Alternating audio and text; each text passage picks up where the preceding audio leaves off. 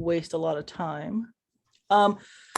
So thank you all for coming today, and hopefully we will be able to give you some new information or remind you of some things if you've been at this game a little while. So this originally came from some graduate students who are involved with the Botanical Society of America who really just felt like they were at a loss with the publishing process. They had a lot of guidance from their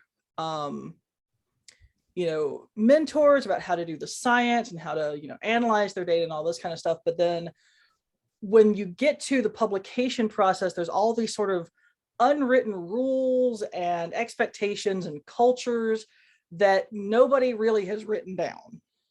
So we thought it would be nice to just train people on sort of what are the most common expectations for what your paper should include, how you should format them, how to pick a journal, what you should include when you submit your paper, how to respond to reviewer comments, all of that kind of stuff. And we are not really on any kind of strict timeline here. So if anybody has a question, either raise your hand or just turn on your mic and shout at me. So first, I just want to introduce you all to who's going to be doing this session and next week's session. So our speakers are, we have two editors-in-chief who are helping us today and next Wednesday. We have Dr. Pam Diggle from the American Journal of Botany. She's editor.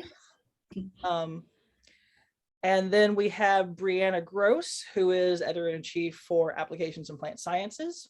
And then we have Amy McPherson, who is the Director of Publications for Botanical Society of America and is the managing editor for AJB. So chances are, if you have published with AJB before, you know Pam and Amy. And if you haven't, you soon will. And lastly, I am now affiliated with George Mason University. I've recently accepted an assistant professor position there, finishing up a postdoc at the University of Louisiana at Lafayette right now. So I'm kind of in transition. And I don't work for any, publication agency. I've just published some papers. So we'll be the ones guiding you through this process. And let's see, got a question, I think. Oh, no question. Okay, gotcha. Perfect. Sorry.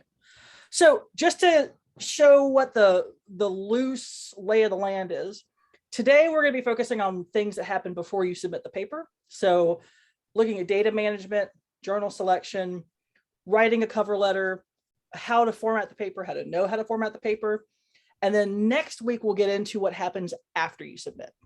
So Pam has a nice talk that sort of details what goes on in the house side of things. Once you've submitted the paper, who does it go to, how many people see it, what's the process like, what are those decisions that get made and what do those mean.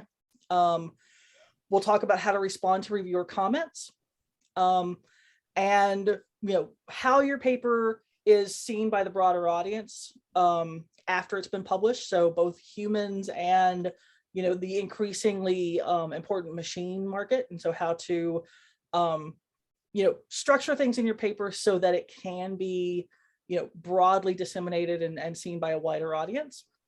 And so Amy will be covering that. So let's go ahead and get started. Any questions so far? Cool. How many people we got so far? 44. Okay. Okay. So, first off, why do we publish? It is great that we all have these disparate interests and, we want to work on our own, specific field and find out new information there. But unless we share that information with an audience, we might as well just, stick our findings in a jar in the backyard for all the good it's going to do. So we need to actually, disseminate the work that we do. And this is both for the importance of learning new things and advancing the field in science, but also for most of us, it is a precondition to getting funding. So whoever is funding your research, be they a government entity, a private entity, some kind of nonprofit, all of them are going to want to see some kind of finished product. And for the vast majority of us, those finished products are published papers. And for those of us who are early career, it's critical to get work out the door and, to establish a name for ourselves, to show a record of scholarship, and to ultimately get to the next stage in our career. So it's vitally important. So we are not really talking today about how to write papers. That's sort of a different field, although we will be sharing a couple of links with you guys for some general writing tips and things like that. We're mostly focused on after you finish the paper and what happens next. So like I said, all of these writing resources for how to write scientific papers, we do include in a folder that we'll make available to all the participants, but that's not really what we're doing today. So peer review is when unfinished works are read by other experts in the field. These are your peers. And the goal of peer review is to assess the work's validity, its accuracy, and its importance, and to do so in an impartial way. So who counts as a peer? For most of us in the biological sciences, this does sometimes vary by discipline. If you've been first author for a published paper, you are now a peer. Some organization, another group of your peers have recognized you as an expert on that particular field. And so, other people who are publishing in that field can start at least asking for you to review their work. So, I think I cut out a slide there. Before we get to the point where we submit a paper, there's other things that need to be done. And this includes, starting even back when you're planning the work. So, publication, the submitting the paper is the last step of a lot of things that happen before that. And for most of you all, I know our grad students and postdocs and a few undergrads. So while you are planning your projects, you're figuring out your experimental design, you're figuring out your questions, there's a few things that will make your life a lot easier if you start doing them early and do them consistently. So deciding on how you're going to manage the data that you collect is critically important. How you're going to organize your references is also important. And references is one of those things that you're going to sort of build over your career to the point that you will have thousands fairly quickly. And also, at the start of planning your projects, it's not that's not too early to start thinking about journals. You don't have to make any decisions, but at least, think about what kind of story you're trying to tell and what your audience is going to be. So data organization and management. What counts as data? Anybody have any thoughts on that? You can put them on in chat or open up your screen, whatever works for you.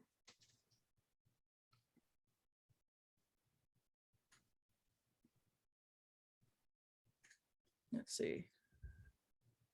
DNA sequences, absolutely. What else?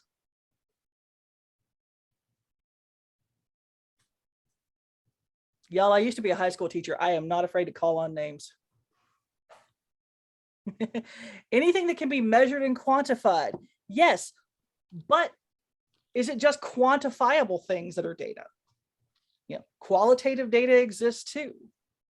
So literally any of that is something that you should think about how you want to preserve and how you want to organize. I can't tell you how many times I have gone through my lab notebook and remembered something that was weird about like a particular day in the lab, and I forgot to write down what the weird thing was, and now that sample is different from everybody else, and I can't remember what happened. So all of those things are things that are important to remember how to preserve, record, and organize. So yes, herbarium records, exactly, all of that. So I'm skipping through slides like crazy over here. Here we go. So make sure that you learn a way to keep your data organized early. Be consistent about that. You'll make sure that everything is clearly and consistently labeled.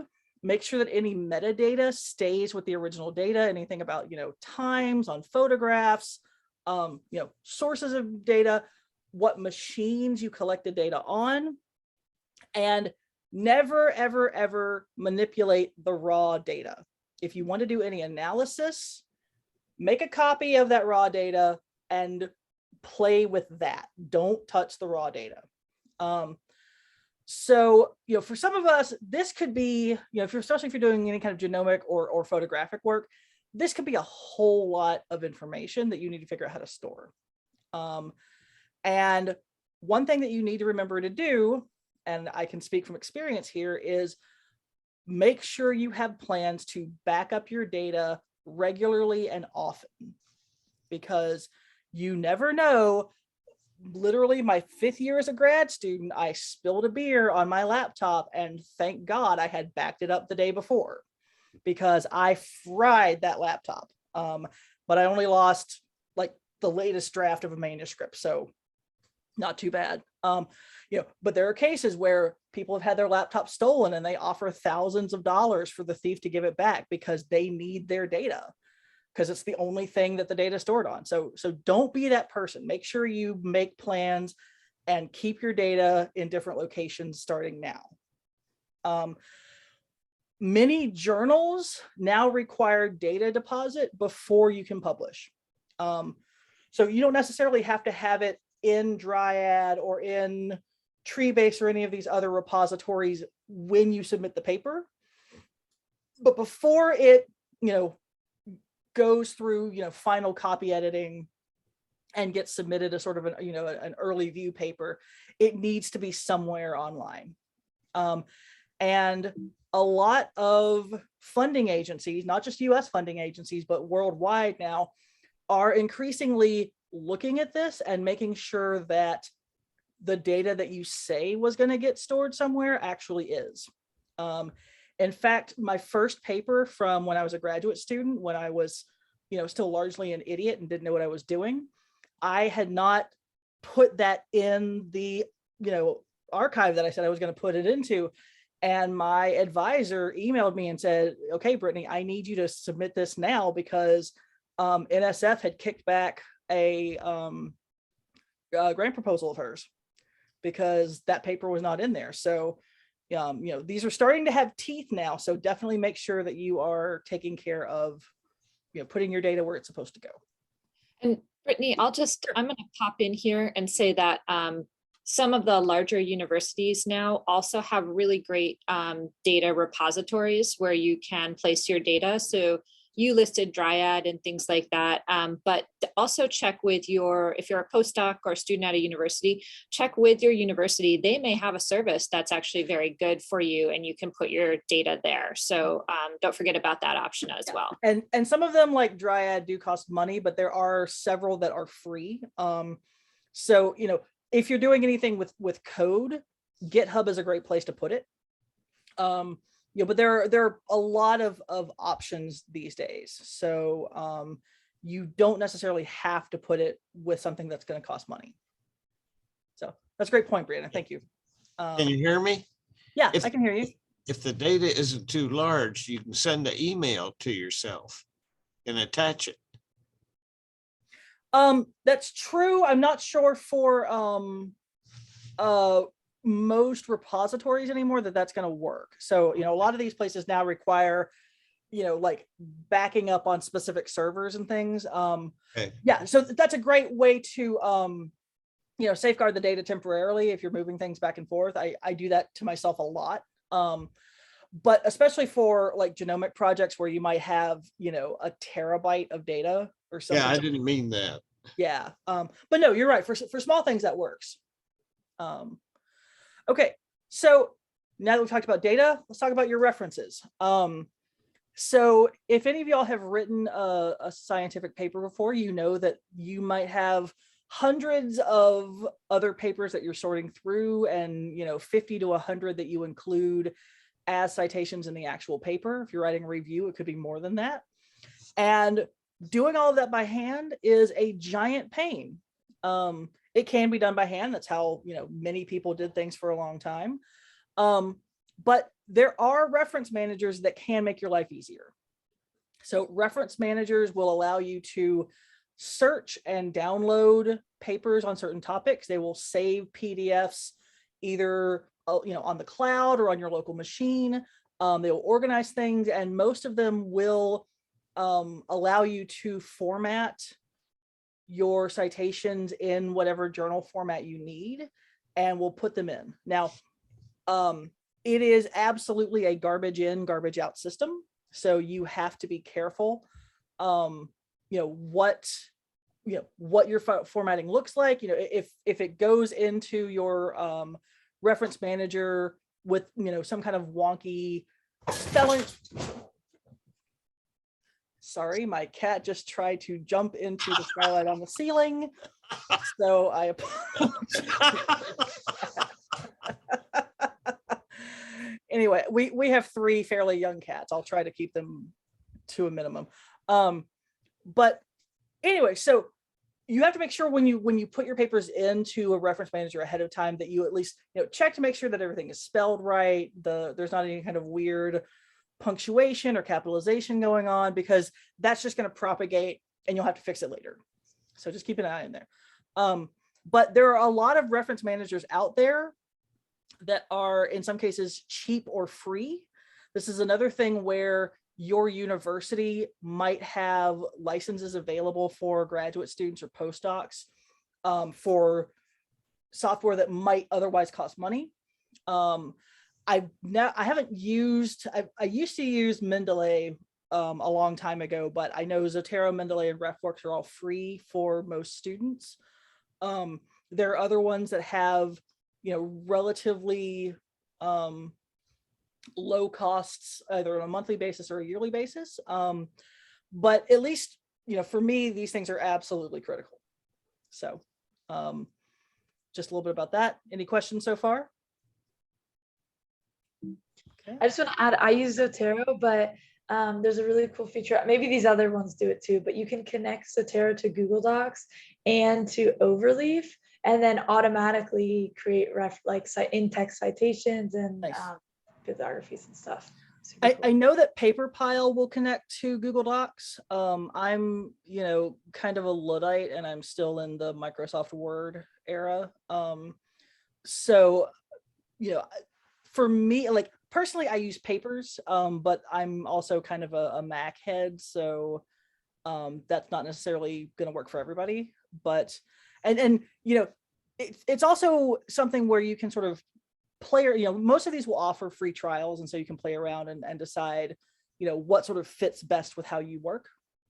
But just something to bear in mind. This is all of these, data management and reference management, these are things that if you start using them now, when you start actually writing your papers, it makes your life a lot easier. So okay, now we're going to talk a little bit about picking journals, and I know Briana has some information on open access journals and page charges and that kind of stuff, and then we'll come back to me to talk about some of the how to make decisions and things like that. So I'll go ahead and stop sharing mine. Super. Okay, let me try to share this. Make sure I have this ability. Hopefully do. Oh, good. There we go. Can everyone see my slide? Classic. Yep. Teaching question. Excellent. Okay. So before we get into the specific or the broader question of how to choose your journal among all the journals that are out there, I am going to take a moment as editor-in-chief of applications in plant sciences to do a couple things. And one of them is to blatantly encourage you to actually submit to applications in plant sciences, because many of you are early career researchers, and you are our target authorship. to be totally honest. So Applications in Plant Sciences is a journal that publishes new methods and also evaluations of new methods in plant sciences. We also publish software notes. So if you are working on a large scale research project, which you probably have been during your PhD or your postdoc, you might have developed a new method. You might have compared a ton of different methods as you were trying to figure out which method actually works for your data. Or you might have developed a new genomic resource like a database or an annotated genome. And we have a home for all of those efforts in Applications in Plant Sciences, and they can be a standalone publication for you. So we publish 5 different types of articles. We publish protocol notes. This is like a wet bench protocol for the most part, where you developed a new technique. We publish software notes. And then we also publish application articles. So let's say that someone has published a new method, there's something that's come out in your field, but not very many people have used it, and you use it on your data and you really evaluate it. We can publish that kind of initial evaluation of a new method. And then genomic resources, again, these are genomes or databases, and then review articles. And these are extremely helpful for the field. So there's probably 5 different ways to estimate ploidy level from genomic data right now. Which one actually works? Like, which one works best? Do some work good for large genomes, some for small genomes? If you have figured this stuff out, this is where you can publish that, because that's a lot of effort. And let's be honest, when you're publishing your results, all that effort goes down into one sentence in the methods of your results. And so this is a way to really showcase the work that you've done. So we see this as a kind of a 2-for-1 publication opportunity. So you publish your results in one paper, you publish your methods as a standalone manuscript in Applications in Plant Sciences. And these are great starter papers because they are shorter than a standard kind of results-driven paper. The discussion is often a lot shorter. So if you want to get off the ground, this is a really good on-ramp to your first full-scale publication as well. And I want to emphasize Applications in Plant Sciences is one of the 3 publications from the Botanical Society of America. And that means that all the papers published in APS have the same high quality copy editing, indexing in scientific databases, and publicity that American Journal of Botany receives. So just for reference, American Journal of Botany is over 100 years old. Applications in Plant Sciences is going to be 10 years old next year. So that's why we're still a little new on the scene. And sometimes people forget that we're associated with the Botanical Society of America. So that's kind of our place in this niche. So I'm talking a little bit fast, but if anybody wants to jump in, please feel free to interrupt me, especially Amy or Brittany, if you notice anything I'm missing here. So one of the main differences that you will see between American Journal of Botany and APS, and also between many other journals that you're going to be selecting among as an author, is the business model of the journal. And as scientists, we don't really like to think about the business end of journals very much, but there are some things that you need to know about it so that you understand how you're interacting with these journals and why some of the things are happening the way they're happening. So the American Journal of Botany is what's referred to as hybrid open access. And that means that for the first year, the articles are available only to subscribers, or authors can pay what's called an article processing charge to make them open access immediately. So you'll see when a new journal of AJB comes out, some of them are immediately open access. Some of them you have to subscribe to access them. And you might have a subscription through your institution if your institution is able to subscribe to it. All articles become open access after 1 year. And the American Journal of Botany is funded through those licensing and subscription fees, mainly from institutions. Oh yeah, thanks Amy. BSA members have free access to the articles right away. So that's another advantage of being a member of the Botanical Society of America. Traditionally, through time, subscriptions to the American Journal of Botany have been one of the sources of funding that contributed to building up the Botanical Society of America and allowing the BSA to do things like offer travel grants to students and research grants and things like that. So that money that went to that journal actually went back into the society. Now, the field of publishing is really changing. And so all of you now are familiar with the concept of open access journals. And when we say open access journals, what they actually mean in the publication world is called gold open access, which means that every article is immediately available to all readers upon publication. There's no subscription needed to access the articles. And that's what Applications in Plant Sciences is. That means that the publication is mainly funded by fees that are paid by the authors, which sometimes means that that comes from grant funding. It might come from institutional funds, or, and you know, I've done this as well, it might come out of your pocket if you don't have a grant at that time or you don't have institutional funds. So this is the, going forward, there are not any publishers. It would be impossible to start a journal and go back to the old model of funding publications. So every new journal that is started now is probably going to be open access for the immediate future. And that's why, that's one of the reasons that APPS is open access. We're also open access because we focus on methods. And so we need to make those available immediately so they can be used because the field moves so quickly. So there's a dual reason for that. One of the important things to note about these two different models, or especially the open access model, is that open access tends to be based on the number of publications. That's what funds the journal. And so we still at the Botanical Society of America are strongly focused on the quality of the publications and not just the number of publications. And so that makes us a little different than some of the other open access journals that are out there. Let's see, there we go. So one of the common questions about open access is that authors have to pay to publish in the journal. And the question, that's a very reasonable question that people ask, is where does the money go? Why do I have to pay? And this is often justifiably rephrased as, why am I paying a journal to make a PDF of my paper? How much money does that really cost? Why do I have to pay anything at all? And that's a completely legitimate question, and it's often not answered. And so I want to address that a little bit. And I can also take, and Amy and I can take your questions on this as well.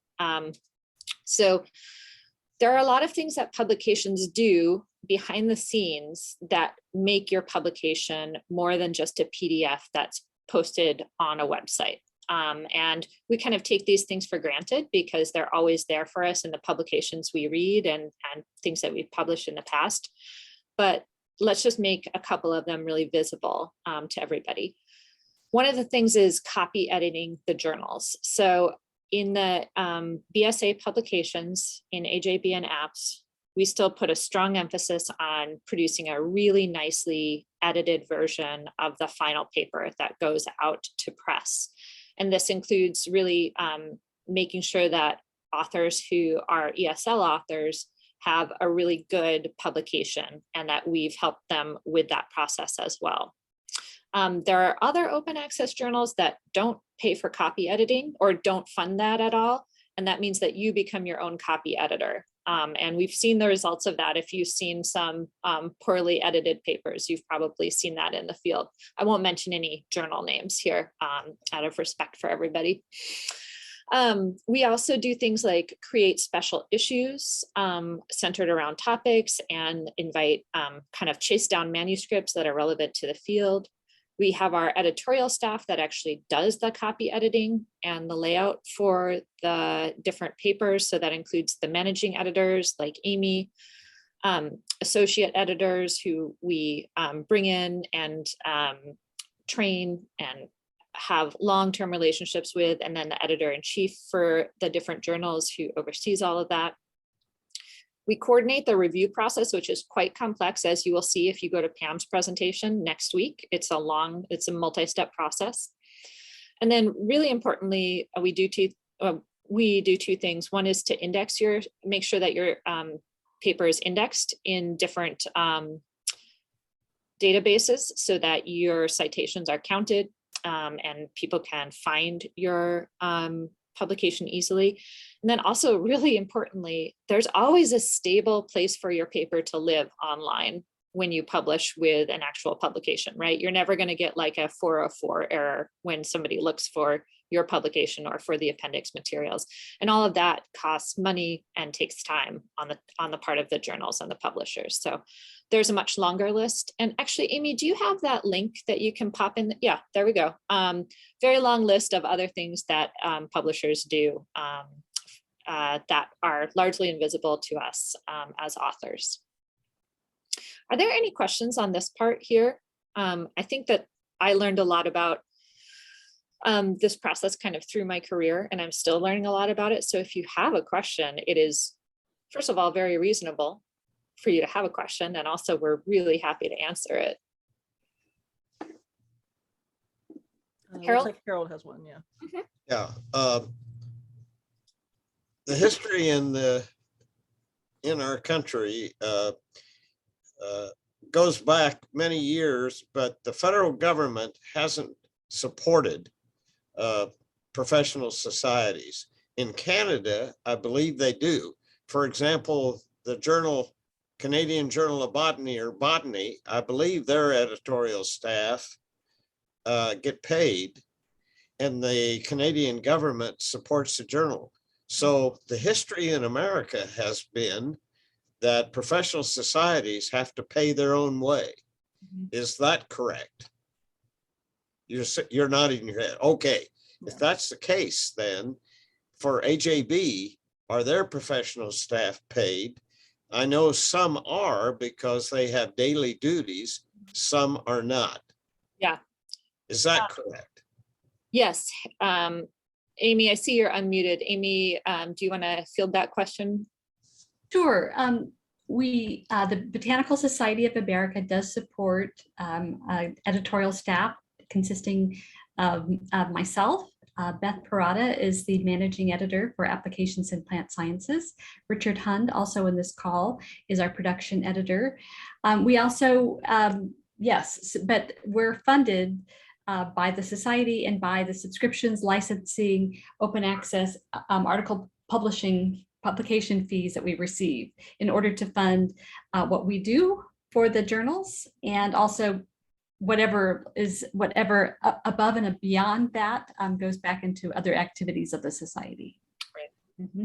And you know, you're right, Harold, about the U.S. government not funding publications per se. They were getting to a point though where they're starting to fund more of the APCs, the article publication charges, for individuals wanting to publish open access. Yeah, and actually we're going to talk, let's go forward. Yeah. Talk Sure. about APCs right now. So this is a really great segue to that. Okay, so when you do pay for your journal, when you do publish in an open access or a gold open access journal and you pay a fee to have that published, that's called an article processing fee, or an APC, or an article, sometimes also called an article publication charge. And the APCs differ among different journals. These are APCs for gold open access journals that are in the same field as applications in plant sciences through the BSA. And you can see that APCs, these article processing charges, there's a range of different ones through here. We have really worked with our publisher, our publication team and our publications committee in the Botanical Society of America have worked very hard to keep the APCs as low as possible for our authors. So if you're not a member of the Botanical Society of America, the APC is currently $1,800. But if you're a BSA member right now, as of the time I'm giving this talk, you get a 50% discount on that, that APC. And so that's another benefit of becoming a member of the Botanical Society of America. And it's something that we want to give back to our members. You know, we want to be a place for them to publish their work. These, of course, everybody has heard stories about APCs that get much, much higher for other journals. You know, that's not our objective at the BSA. Our objective is to be a home for our authors and for our members.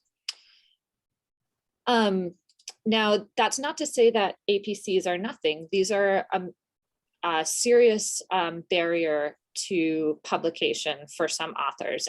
And we feel we're cognizant of that. And we wish that there was a way to run this journal without any APCs, but right now we don't have that. So I do want to let you know about some resources for you if you are struggling to pay the APCs. There's two kind of really important places, online databases where you can look for information about whether there's a waiver or a discount available to you for APCs. One of them is based on this Research for Life kind of categorization of different countries. And this is based on these economic metrics like gross domestic product and things like that. So if you are in one of these countries that's called a Group A country, labeled, whoops, sorry, I'm getting an Amy thing, or I'm getting a, there we go. Getting a trigger finger on my mouse here. If you're one of these Group A countries, all the APCs are waived for your publication in an open access journal.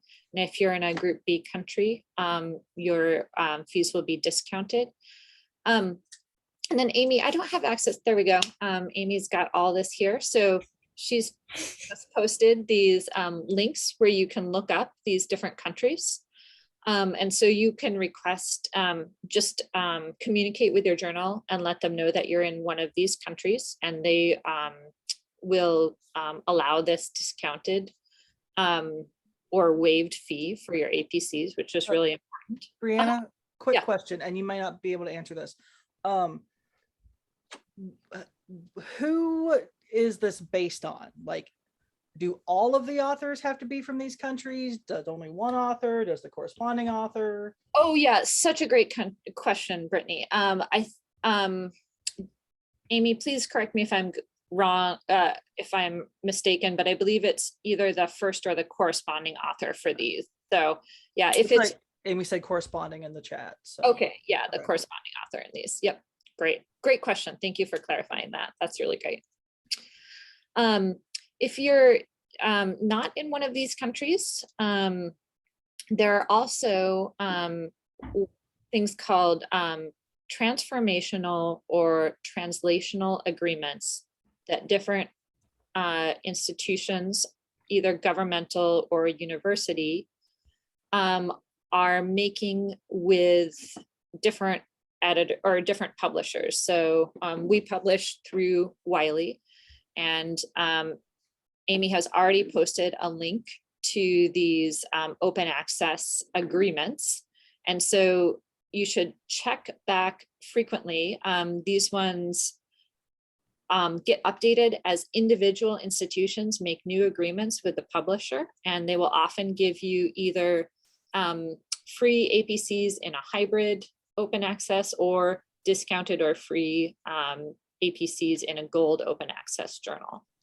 And I see there's a question in here. Yeah. What if I am, if you're corresponding, Nicholas, that's a great question. It sounds like you're a student in a country, you're currently at an institution that is not listed on that as either a Group A or a Group B country is how I'm seeing your question. So this is based, the waivers and the discounts are based on the institution that you are based in right now, not your country of origin. So where you're publishing from at the current moment would be the important issue there. I believe that's correct. Is that right, Amy? Yeah. Okay. Yep. Yeah, great question. Thank you for asking that. These are wonderful clarifying questions, everybody. I really appreciate them. Harold? I have a question. Since I was a director of grants and contracts at different universities, there's a real incentive to get grants from the National Science Foundation or the National Institutes of Health and put it in your grant proposal. If you're fortunate to get the grant, they'll pay for the page charges. That's absolutely. That's legitimate, and that supports our professional societies. Yeah. And that's very important to do. You didn't mention that, but it's probably taken for granted. Yeah, no, that's a good point. And yeah, this is really directed at when you don't have that support, what do you do, right? But yeah, that's a great point. That's a great point.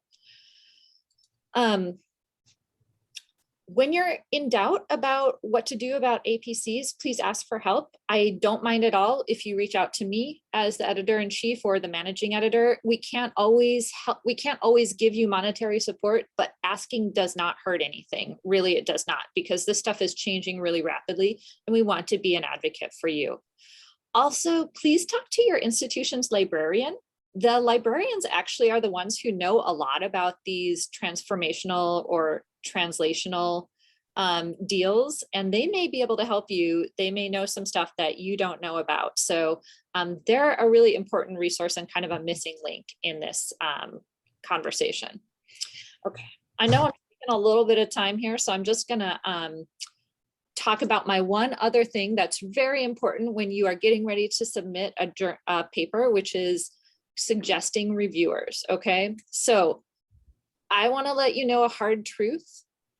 It takes on average 6 reviewer invitations to get 2 reviews for a manuscript. And sometimes, as Amy and Beth, our 2 managing editors, can attest, sometimes it takes 25 invitations. Sometimes it takes 15 invitations. I'm serious. I am serious as a heart attack.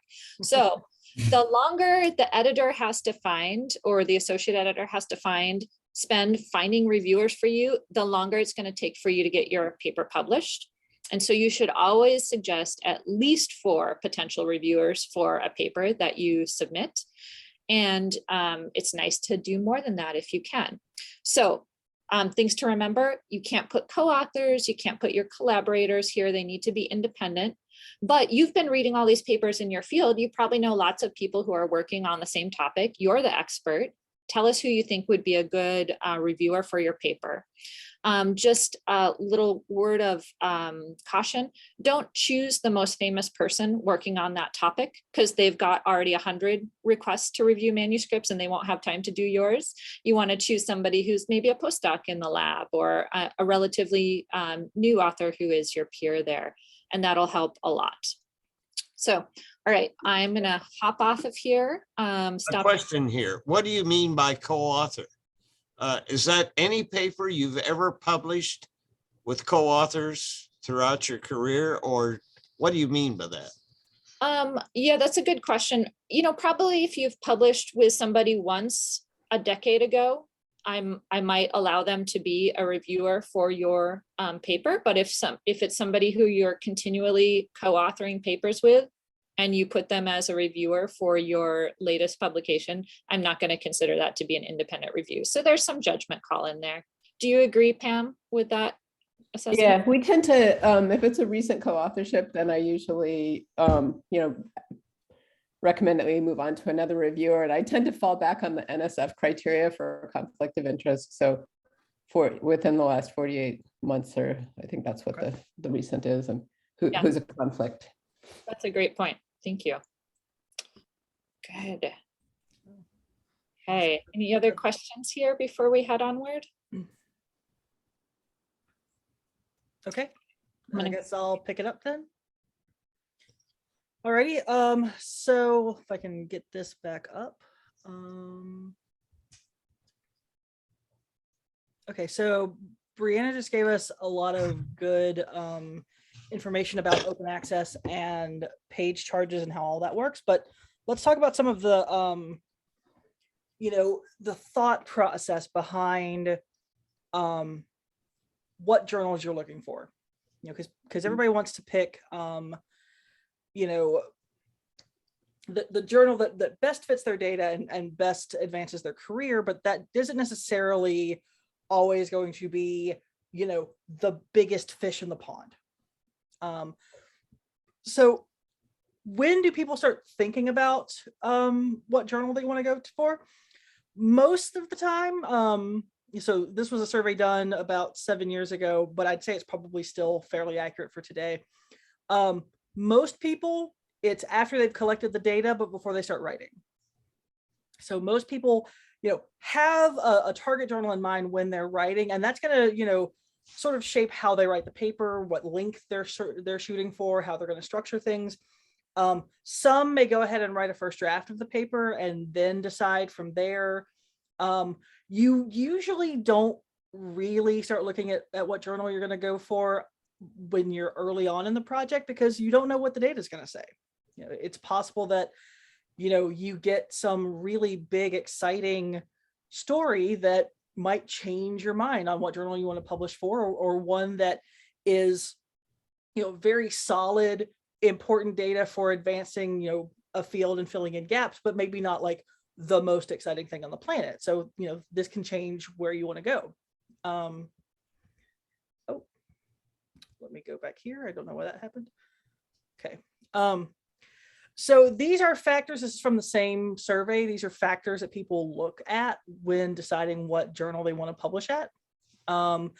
And, while, the reputation, the prestige, the quality of the journal is the top factor for most people, that still was less than 25% of the respondents. So there are other things to think about.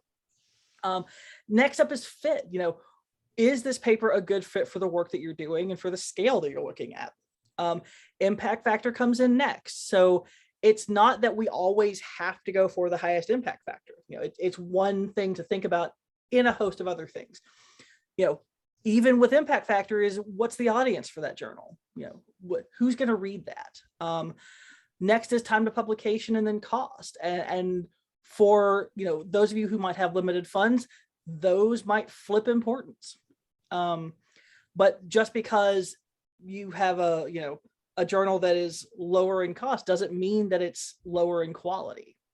And you can absolutely get really good, solid work published there. So,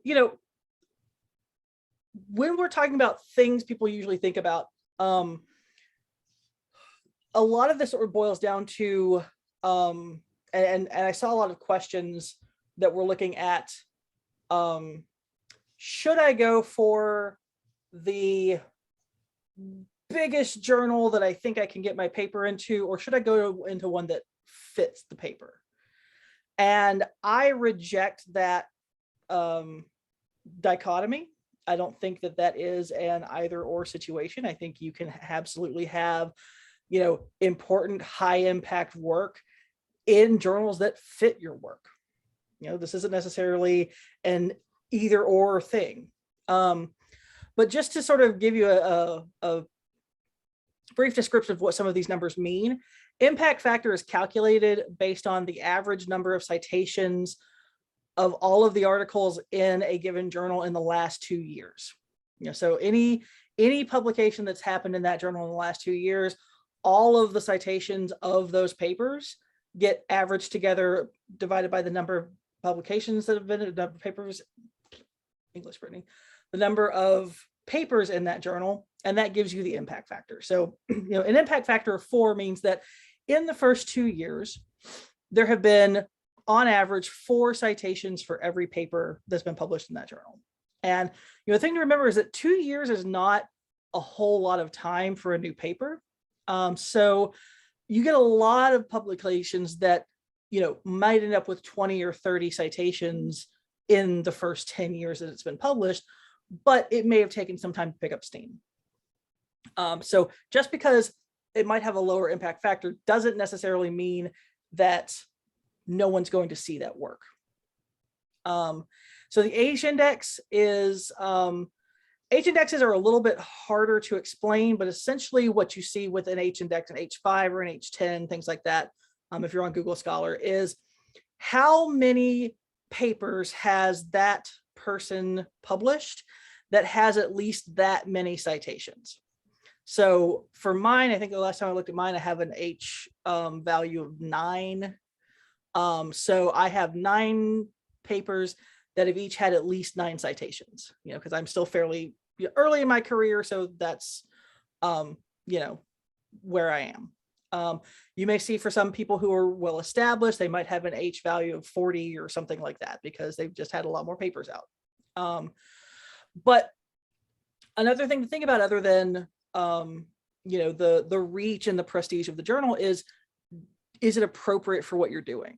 You know, the work that I do, some of it is more appropriate for a bioinformatics journal than for an ecology or an evolution journal. So it really just depends on what your topic is and where you want to put it. So this link down here, and I'll put this in the resources, is basically a service that will look at the data or look at the text of your paper, and based on sort of the semantics of that paper will tell you, you know, where it thinks would be good journals. So I've never really used this to make decisions, but it is interesting to look at. The thing though about trying to get your paper into, you know, the, you know, impact factor 40 papers or journals or anything like that, you know, really big fancy journals. The thing you remember though is, you know, first, it's going to take time. So for every journal that you submit your paper to that it's rejected from, that's another, you know, 2 to 6 months of time that has gone by before your paper sees the light of day. So this is from a paper in 2018 that looked at the number of journals that authors attempted to send their paper to and how many years it took for them to be accepted. So generally, if you choose an appropriate journal the first time, you know, you get it in within, you know, your first attempt, it takes, you know, 6 to 9 months maybe to get that paper published. But if you take, you know, let's say you get rejected from your first journal, have to go to another one, it takes at least a year or longer to get your paper out the door. So that's something to think about. Another thing to think about is that having a journal where the fit is correct can actually increase your paper's reach over time. One of the things that these authors found was that if, you know, a paper was sort of a reach for that particular journal, it got fewer citations on average than other papers in that journal. So just because you are in sort of, you know, the big fancy, you know, top of the line journals doesn't necessarily translate into more citations and more views and more reach for your work. So, you know, it pays to look at all of your options and looking for good fit when you're picking a journal. Other considerations. So as Briana was talking about, you know, it costs money in a lot of cases to publish papers. And for many society journals, it may not cost anything if you don't go open access, if that's an option, or it can be relatively inexpensive. Granted, you know, $900 is still a lot of money, but if you have institutional support, it's relatively inexpensive. Some journals are going to charge more money if you have color figures, although if it's an online only journal, that's usually not the case. And open access can cost more money. It doesn't necessarily cost a lot. I think we need to change the wording on this. Is an old slide, but it does cost money. One thing to remember though is that oftentimes if you pick journals that are, you know, society sponsored, like APS and like AJB, those put money back into their communities. You know, so it's something that, yes, it costs money to publish in these journals, but that money pays dividends to the field. So just something to think about. Predatory publishers. So this is one where, a lot of us have gotten these emails that, invite us to submit a paper to journals that we've never heard of or that are completely outside our fields. I can't tell you how many, invitations I've gotten to submit for like journals in surgery. I'm like, yeah, I'm a botanist, right? So, this stuff happens. Things to look for, do these papers come with things like DOIs? So let's see what else.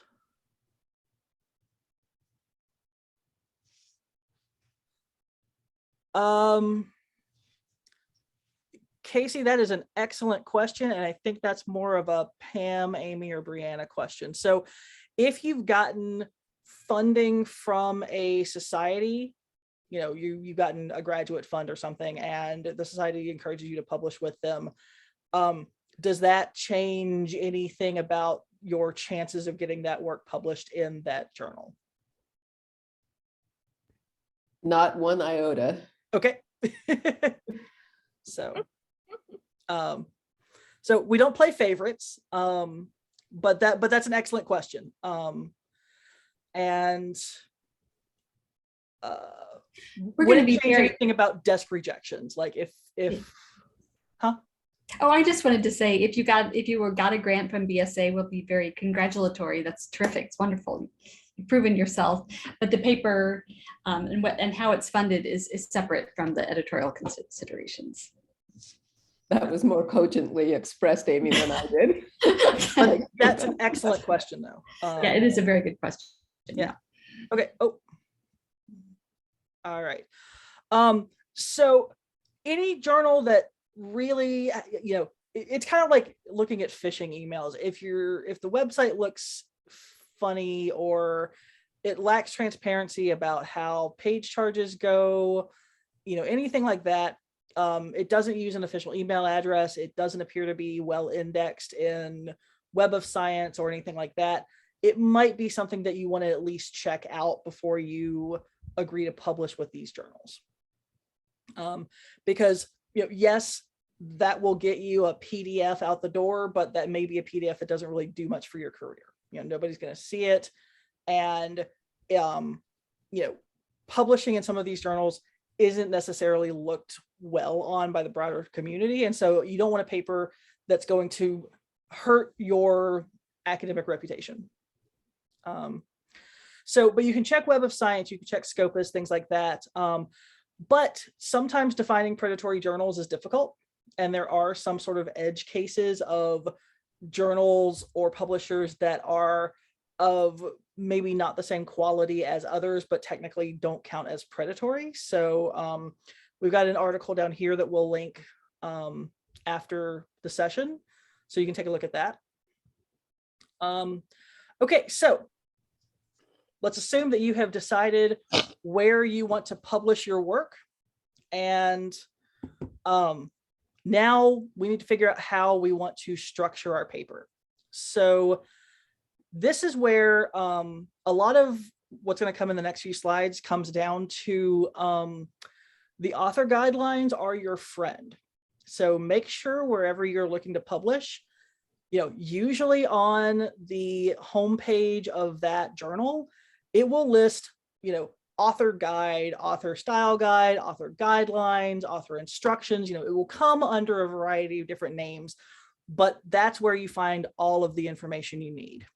Excellent. So Amy just linked the BSA ones. And the apps ones, I think.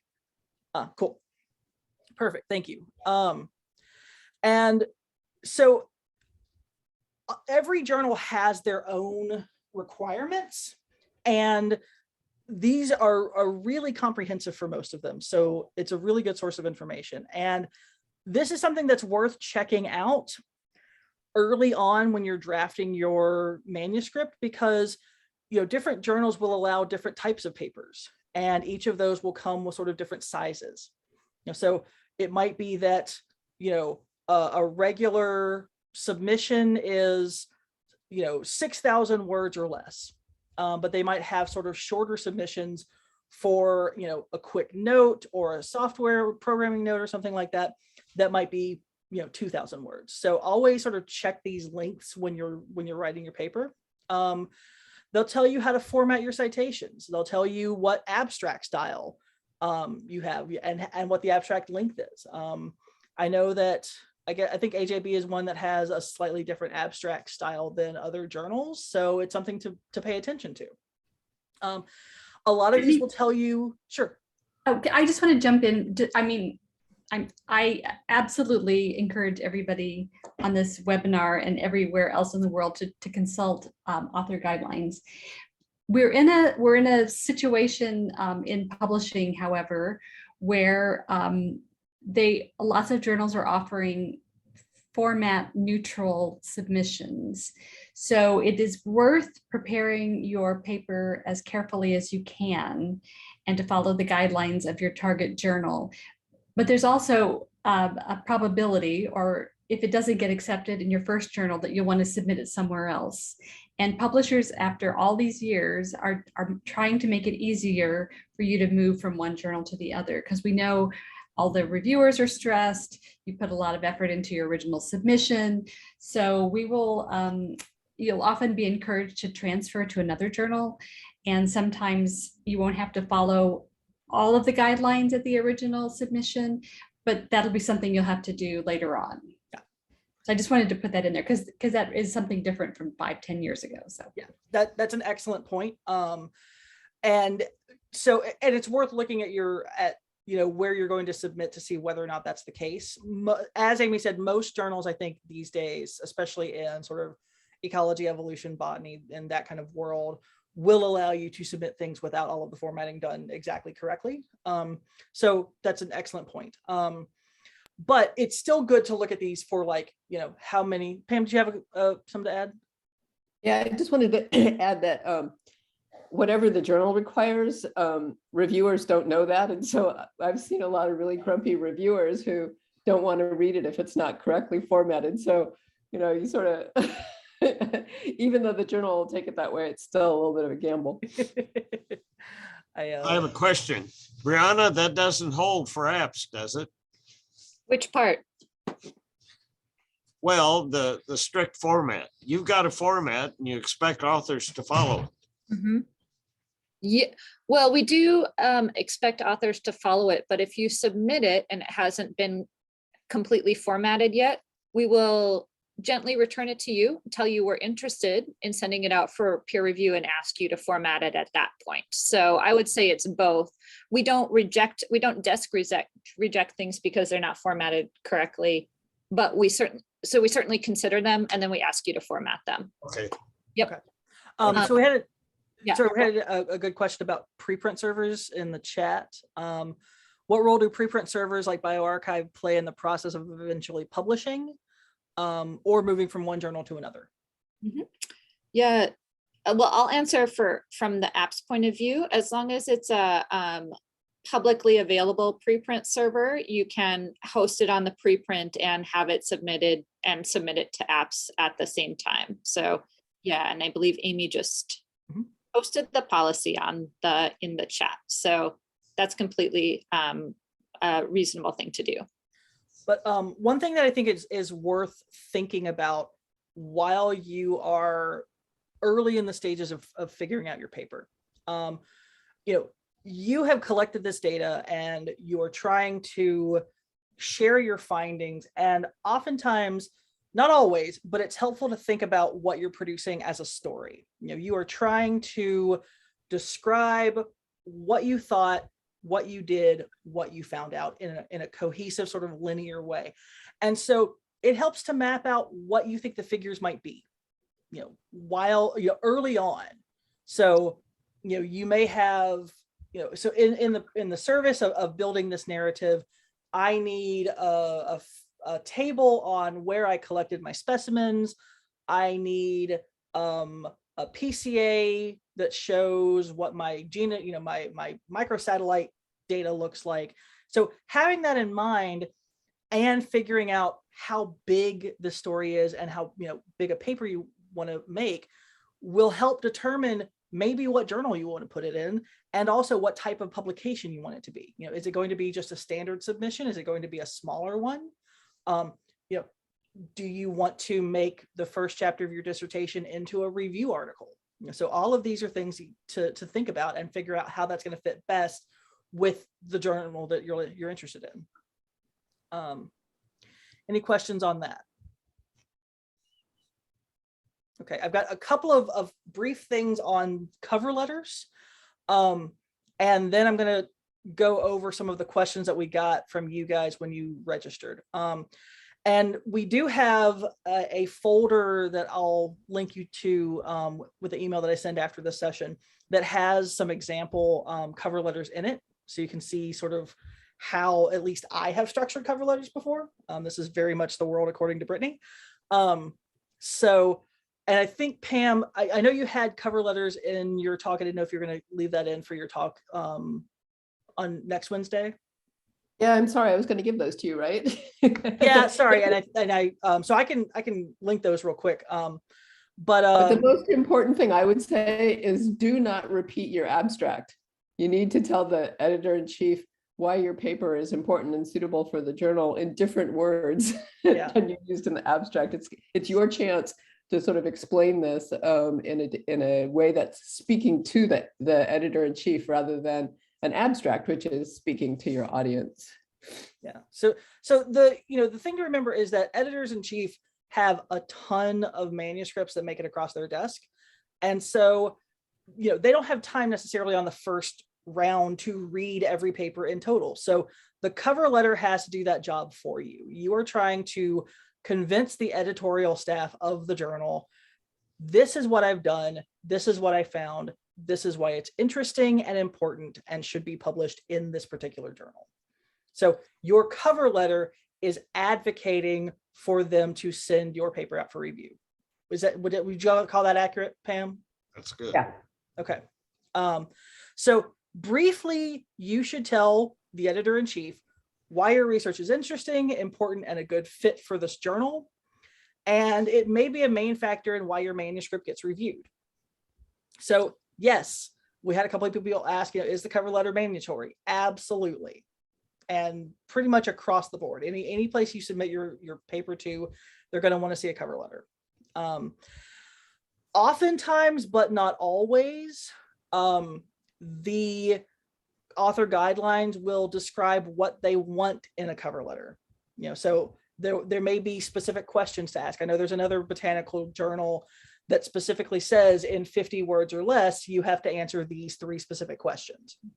So check the guidelines before you submit your paper to see if there's specific things they want to see in a cover letter. Is there a specific length? No, but in general, these should not be, you're not writing Moby Dick here. This should be a short, pithy, I think every cover letter I've written before is a page, basically. And, you want to be professional, you want to be polite, write this essentially as a business letter where you say, dear, if you know the editor-in-chief's name, you can address them to them personally, or you can say, dear, AJB editorial staff, as long as it gets to the right person. So, just make sure that you, go over any questions that they have specifically. So, usually you'll see an introductory paragraph that might briefly describe what you did. Again, it's not a rehash of your abstract. Any specific questions they want you to answer. Sometimes you'll see people put recommendations for reviewers in the cover letter, or sometimes the online system that you're submitting into will have spaces for you to submit that. So just sort of check whatever system you're working with there.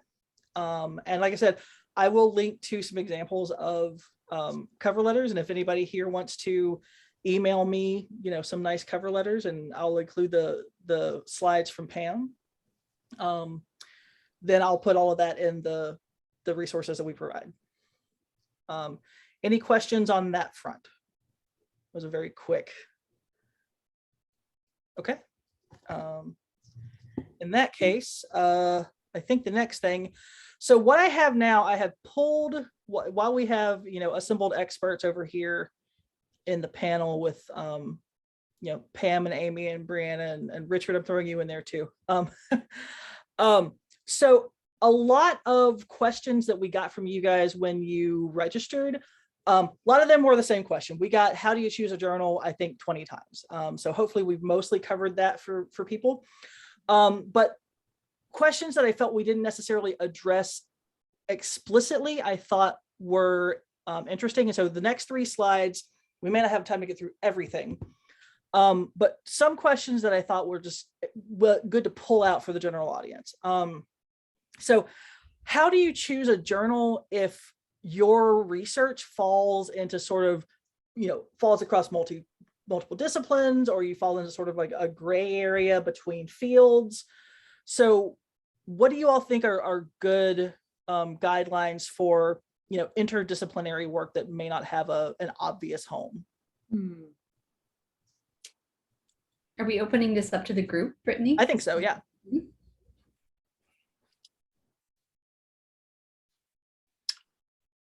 Yeah, so that's a great question. In terms of interdisciplinary research, I'm a little bit biased here because I'm, associated with Botanical Society of America. Interdisciplinary research is really key to what we publish, as long as we're dealing with plants or even fungi. So we don't have a problem with that type of thing. I think if you really have a publication that's equally appropriate for multiple different journals based on the research, then you want to turn your attention to things like, which one is a society journal that supports my research community? And then also these other issues of where maybe the impact factor might be a more important point in there as well. That's assuming that it really is equally appropriate for every single journal that you're considering. And oftentimes, for a lot of journals, the Venn diagram of these journals has a lot of overlap in many cases. So, I have work that I've published before in Evolution that probably would have fit equally well in AJB, or things like that. So just because your work spans multiple disciplines doesn't necessarily mean it doesn't have a home. So I know we have a lot of people here who are not from the US specifically. So what qualifies a paper to be published in international journals? I don't know what they're specifically thinking of as international journals, but to my knowledge, there is no geographic restriction on publishing in AJB. Yeah, I think it just comes back to audience. Who do you want to see your paper? And if your work has a international context or an international audience, it may be if you're in the US, it may be a non-US journal is more appropriate, or if you're not in the US, it may be that the community of scientists is larger in the US. And if you're working on a system, if you're working on, let's say, population genetics of a complicated group of plants in the Amazon or in, Borneo or something, that could still be of interest to an international audience. So if you're asking broader botanical questions, doesn't matter where your research was done or who did it. So, you can absolutely submit to, don't limit yourself to journals based on geography, is what I would say. Editors who are in here, good idea to contact editors before submission to see if a manuscript is a good fit. I feel like my lean there is no, but you guys are the experts here. I don't mind at all, actually. Okay. I need it. Oftentimes people will send me an abstract, and sometimes I can tell and sometimes I can't tell, but I'm always happy to give people feedback. Cool. Yeah. And I think we pretty much beat the dead horse of the last question, so we might skip to the next one. What do you guys think about bioarchives? Well, as We a can go off the record. No, I'm kidding. oh, like what, I mean, it depends on what you mean, Natalia. Do you want to, I mean, in terms of, are there quality papers on bioarchives? Yes, there are. We think that there's some good papers out there on bioarchives. And like I said, as we said earlier, you can host your paper on bioarchives as you submit it to AJB or APS. That's part of our guidelines. So there's absolutely no prejudice. If you say, my paper is on bioarchives, Briana, would you like to take a look? I think it's appropriate for apps. What do you think? That's totally fine with me. So I know there was an interesting case the last couple of weeks with a paper that supposedly rediscovered an extinct species down here in Louisiana that I have opinions on, but you know, that's the bird people. We'll leave them to their issues.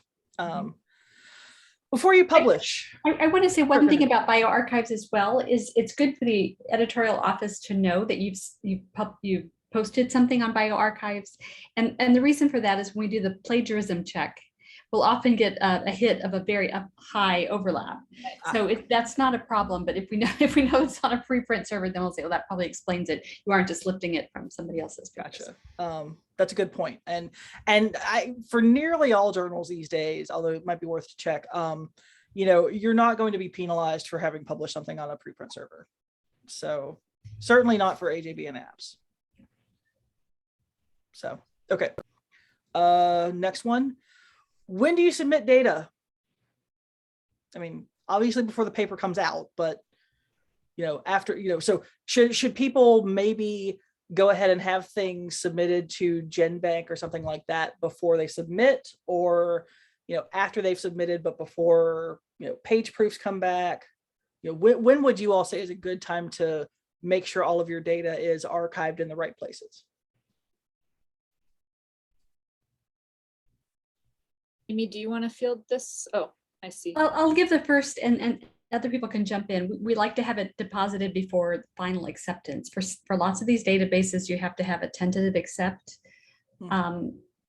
letter before you can actually submit your data. So that's why there's a little bit of you get your tentative accept letter. I think that's a time when a lot of people can submit, because wherever they're submitting to requires some reassurance that this thing is going to get published, right? And usually you have to have the code or whatever from GenBank or wherever you submitted that has to go into the paper somewhere, you know. Yes, a data that's management right. statement or something like that. So that's right. If you say you're going to do it later, we love you, but we don't trust you. So, and only because things get very busy. Once the paper's done, people don't want to think about it anymore. So we try to make sure that you've done what you need to do before you get the happy final. And don't wait until like the night before, because I know for things like GenBank and the SRA archive, it can take a few days. Yeah.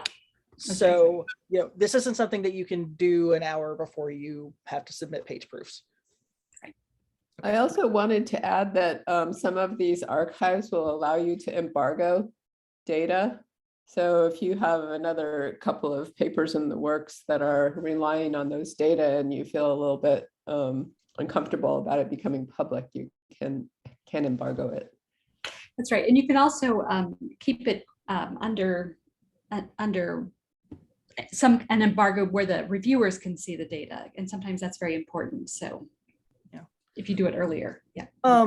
So I feel like the top right question, the bottom left question go together. So I'm going to leave those for a second. And I realized that how do you determine authorship is like a whole other hour-and-a-half long topic of its own. But any just 30,000 foot thoughts on, I know everybody has sort of their own, you know, biases on who they include in papers and who they don't include in papers. But, you know, if you're a grad student, you know, maybe how do you decide that you get first authorship, or, you know, how would you advocate for that to your PI? I can tell you this is the most difficult question I've had to deal with during my professional career. It's very difficult, and I'd be interested in hearing what all of you have to say. I mean, I know at least for me, I have had the authorship discussion before we have finished analyzing the data, so it's not a discussion to leave until the draft is ready to go out the door. Like, this is a discussion that should be initiated early and maybe revisited as the process goes along. If you have an undergrad who was supposed to be, a co-first author on this paper, and then they, quit the lab, I mean, that's going to change things. How do you rank order the different reviewers when it's multi-author? It's not easy. No, it's not. And the thing is, and you can, and it's not easy because you can make, a lot of legitimate cases. There's a large paper that came out a few years ago that I think I am author 190 out of 195 or something like that. So, at that point, it doesn't matter where your place is. No one's going to know that you're on that paper. But there have been some pretty hilarious stories of people assigning, the order of co-first authors. I think there was one paper that came out a year or two ago where the two people who were co-authors, in order to decide what order their names appeared on the actual paper, did a best of 3 Super Smash Brothers tournament. So there are ways that you can do that. Or alphabetical, and that doesn't make sense. For me, Brittany Sutherland, if we're going alphabetical by last name, that's less preferable to me than going alphabetical by first name. But so this is something that unfortunately we can't answer in this kind of short time frame, but it is something that is worth thinking about early and often. Oh, excellent. So Amy posted some guidelines from Wiley and Orchid, and I've never heard, I think I've heard of Credit before, but there are online resources for having this discussion. I did I can't remember the details, but went through a number of journals at one point to look for their guidelines for what constitutes authorship. Mm-hmm. And it was all over the map, from, some of the journals that, they make you explicitly say what each author's contribution Mm-hmm. is. And, some who are, really adamant that all authors should be able to understand and defend, anything that's in the article, to, really vague criteria for authorship. So journals certainly are not a united front on, what constitutes authorships. But I also just wanted to re-emphasize what Brittany said about having that conversation about authorship before you get going on the manuscript. It just makes for a lot, makes navigating that whole situation a lot more smooth. Looks like we have a question from Nicholas. You want to go ahead and Yeah. unmute? Hi, thanks. Are the journals willing to accommodate for cultural differences, in the sense that, for example, me coming from a Latin American country would like to put our 2 last names, and many people do that with a hyphen, but that's not correct. And I think it's time to acknowledge that and to change that. And in the past, I've been asked, or I thought I had to even write my last name, with an N instead of an ñ, which is an N with a line, So I'm wondering whether the journals are willing to accommodate for that. If I tell them, like, this is the way that I would like the 2 last names to be written, and so on. It's extremely helpful if you make that clear as well, because we don't know all the cultural differences, and so we appreciate being educated by our authors. But is that something that would be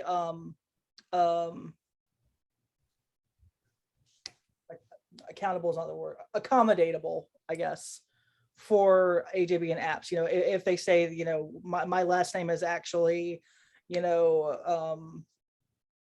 Gonzalez Lopez, it's both names together. You know, Not isn't something hyphenated, that's- yes, Yeah. yes. Okay. Rich could handle that That's question. an excellent question. Yeah, I'll just say one, and this is more of a part two to the discussion. So, but during the page proof stage, I know when Wiley sends out the page proofs, they ask, that's a standard question they send out. Please make sure the first name and the last name are acknowledged. Here's they just, so it's in the metadata tagged properly, and that's a perfect place if there's a last minute thing where the authors say, this is how we want it presented, this is how it should look. If it's not done by that point, it will be done at the very end of the page proofs. Okay. Cool. Thank you. Excellent questions. Okay, so two of these I'm going to sort of throw together, and this is going to be, you know, Brittany's standard ECR pep talk. So here's the thing, you know, a lot of people with that first paper, they're nervous. You know, they might sit on it for a while because they're afraid of what people are going to say about it. And, you know, I have been there. I am there right now because there's some work that I'm trying to get published that's bioinformatics related, and I am not a programmer or a bioinformatician by training. So I feel kind of like an idiot. So I'm afraid of what, you know, is going to be said about the work. But here's the thing, you have to be confident in your work. You know, you've done it, you know, you made sure that you followed good statistical guidelines, you've done everything you needed to do, and now it's time for that to come out in the world. So, you know, yes, you may get a reviewer who's having a bad day and is a little nasty on their review, but that is about them. That is not about you. We have all gotten reviews that were a little harsh.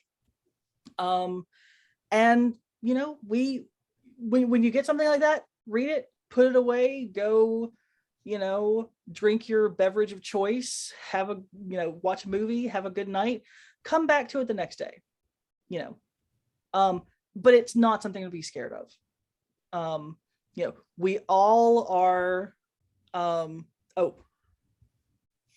what do we disagree on? Sorry, yeah, no, I wanted to intersect about that Sure. issue. Like I've been, you know, reading some horrible things on Twitter, right? About like very nasty, you know, reviews and Yeah. really, you know, as a non-native English speaker, you know, it really hurts. It really hurts people who are really making an effort to not publish in our native languages. You know, and I think there should be some sort of filter from the journal where we are, where everybody is applying, because like some of those reviews are like borderline violent, you know, and so there should be some sort of filter before the reviews go to the author. I think Amy or Pam had something that you wanted to say with that. I just wanted to support what Natalia said, that as an editor-in-chief, I think it's really important to maintain a sense of collegiality in the review process, and I will redact statements that I think are inappropriate from people's reviews, have done. You know, and also I want to acknowledge the effort of writing in a language that may not be the one that you are the most comfortable in. And, you know, I think that ability to do that at all should be respected and, you know, not criticized. So I personally try to make sure that all of that, you know, while we can acknowledge that maybe the author needs, you know, some assistance, there's a way to do that civilly. Yeah. And I absolutely acknowledge that, you know, there are really awful reviews that come out, and it's unfortunate that that's still considered acceptable behavior. I would love to see editorial staff take a more active role in policing some of those things. I thank Amy for, you know, doing that when appropriate, and I think it would be something to have a broader discussion on, because, you know, there is no role for, you know, verbal abuse in the editorial process. And I know for a lot of people who are more early career and younger people who are reviewing, things that I've been to in terms of reviewer training, there's more of an emphasis being placed on being a helpful presence in the process rather than a judgmental process. Yes, you're having to assess the quality of the science, but you're also trying to make the paper and the science better. And there's no reason to be rude and abusive while you're trying to help the authors. I know from a personal perspective, some of the first few reviews that I wrote, I would say something like, I think this should be consulted by a native English speaker, which I have removed from my vocabulary, just coming from a place of ignorance. Yeah, no, I absolutely take, was that Natalia? Yeah, I totally take your point. I agree. But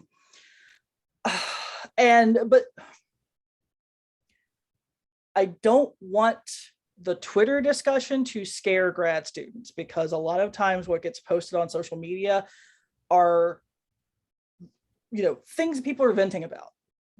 So, yes, I have gotten nasty reviews before, but they were not the dominant reviews for a particular paper. They were one person who clearly, was having a bad day or something, and they were not the majority of the reviews I got. Now, the rest of them may also make me feel, stupid for a second, because, they're criticizing me, so, nobody likes to get criticism.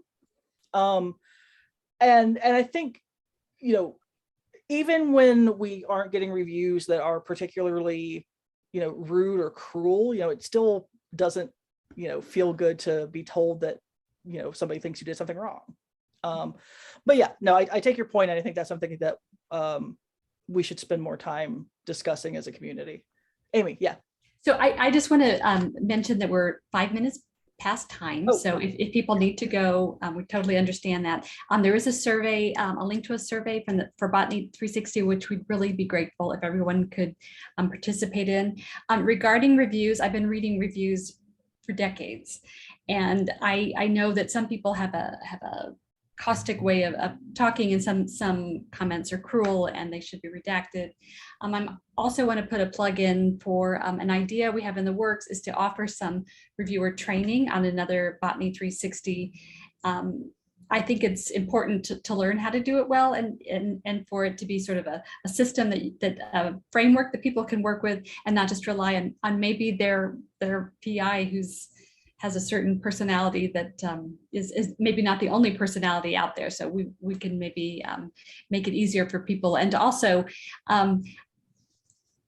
anytime you write something and you put it out there and you get feedback, it hurts if it's not really glowing. So that's a normal human reaction. And so even if it's not meant to be mean or anything else, sometimes it can really feel that way. Yeah. And I just wanted to reinforce what Brittany said, is that, don't take what you see on Twitter as the sort of norm. I've also read a lot of reviews, and for the most part, reviewers are, they're donating their time. It takes, most of a day to write a good review.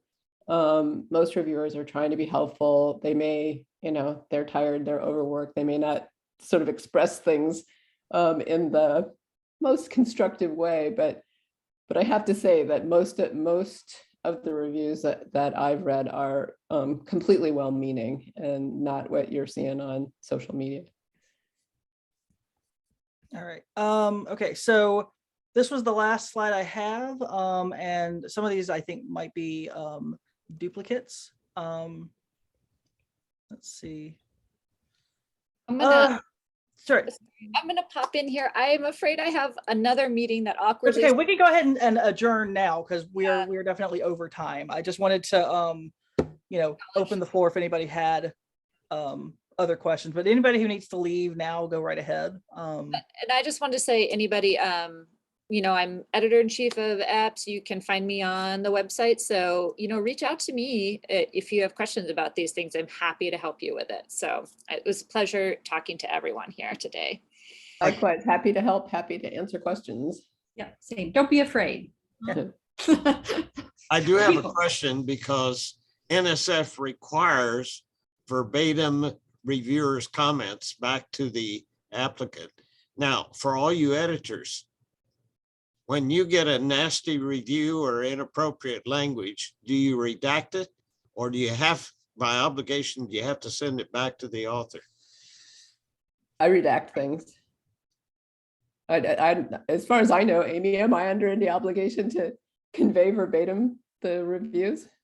No. If I no. am, Now, is that, so Harold, is that for papers or is that for grant review? No, that's papers. I was using grants from NSF as an example because I handled those. Okay. They're supposed to give verbatim reviews, and sometimes they're really nasty, like your research isn't worthwhile.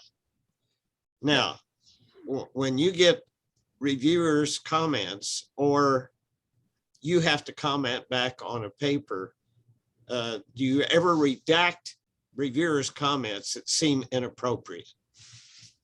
yes. Okay, that's fine. I mean, you use good judgment. Yes. I guess that's in the eyes of the beholder. Yeah. Yeah, sometimes the editor or the reviewer will use too many exclamation points. Even those I will try to. Yeah, I've seen that. So, yeah. But even, the thing that Brittany brought up about, the author should have a native English speaker or go over the paper. I usually take that out because, a lot of native English speakers are really bad writers. So Which is, other than just the fact that it's, an ignorant and borderline racist thing to say, which is why I stopped saying it. Yeah, but some Americans are bad writers too. Oh, absolutely. A lot of them are. There was a paper that I reviewed recently where, there was just like one specific common just grammatical thing that was happening. And so I just said, in general, just, this is how this is often written. Like there was a paper that was like just by sort of convention in abstracts, usually something is present tense versus past tense. I was like, generally you'll see in things written in this style, this is in present tense. So I try to make comments that are helpful regardless of who you are, rather than, trying to make judgments based on, what last name it is or where it's coming from. So. Well, I've learned a lot from editors, especially on English grammar and wordiness, and they're good at that. Mm-hmm. and I will tell you, as someone who has gotten, sharp messages back from editors, I mean, it still doesn't feel good for someone who, supposedly speaks this language.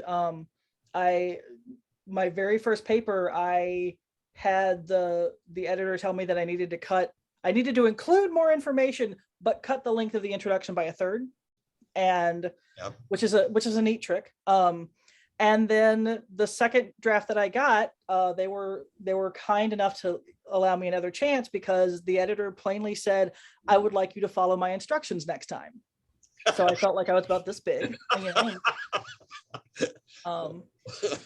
that paper came out and the review process actually made it a lot better. So, but yeah, it is tough putting your work out there and having it be judged. Yeah. And especially when you're, an early career person, yeah, that part's, the first couple of times you submit a paper and it comes back bleeding. Yeah, it sucks. Fortunately I had a PI who got me used to that because it would come back bleeding from her. So, any other questions from the audience before we go ahead and